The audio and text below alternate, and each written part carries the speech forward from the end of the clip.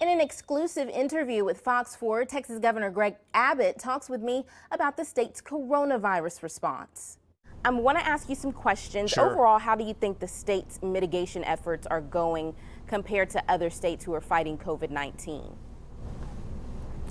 Well, I've had the opportunity to talk with Dr. Fauci, with Dr. Birx, and what they say that the mitigation efforts are working, but they insist that the only way they will continue to work is for Texans across the entire state to continue to comply with the stay-at-home orders, whether they be the local or statewide orders. These stay-at-home orders are very effective in reducing the spread of the coronavirus. Go over how long your state order will last, the stay-at-home order will last, and if you foresee it lasting any longer than it already has. Sure. The current statewide order to stay at home lasts through the end of April. And what we will be doing is working with the state doctor, Dr. Hellerstedt, along with the federal doctors and advisory team to find out if that needs to be extended or if we have been effective in slowing the spread. We really won't know that information until about the middle part of April. What we do is we follow the data and we follow the advice of doctors and we react accordingly. I know you already had an executive order for those coming into Louisiana by plane, but for those coming into Louisiana by car, you said that they would be quarantined in the state of Texas for 14 days if they were to travel here by car. But it seems like Texas DPS wasn't really prepared for that. At the state line, people were able to still come and go freely, not knowing who was from Louisiana and who wasn't. So what was the disconnect there to get on the same page? Because DPS just started those measures this weekend.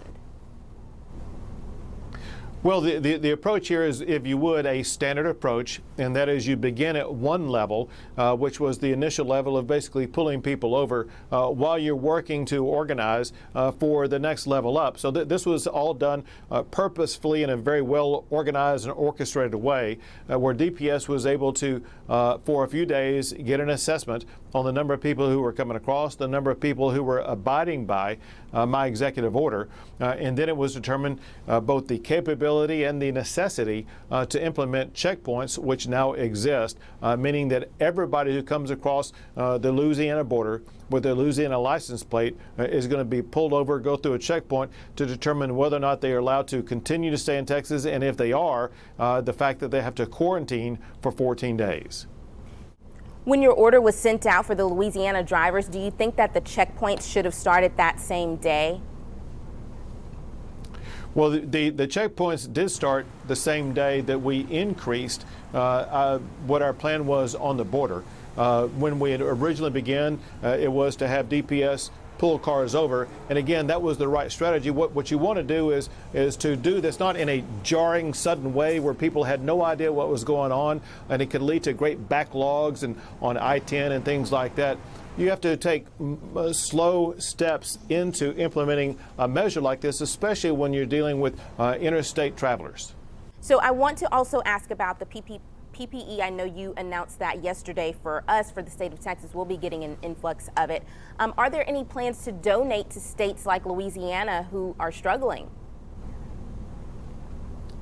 Well, so what Texas is having to deal with is to make sure that we're going to be able to take care of the people in the state of Texas, while Texans always are helping other states. And Louisiana is receiving a lot of supplies from the United States of America. And what Texas is having to do is, because we're the second most populous state, because our numbers are increasing, we need to make sure that we're going to have all the PPE that's going to be needed, whether it be from Beaumont over to El Paso. Along those lines, I was able to announce that over the past 2 days, we've added more than 2.5 million of these face masks that our hospital workers and nurses so desperately need. On top of that, we added more than 210,000 face shields, as well as 2.7 million gloves, 170,000 gowns, making sure that we are now fully providing the PPE that's so desperately needed. And then on top of that, we have an increase in the number of ventilators that we have available for Texans, which is more than 7,000.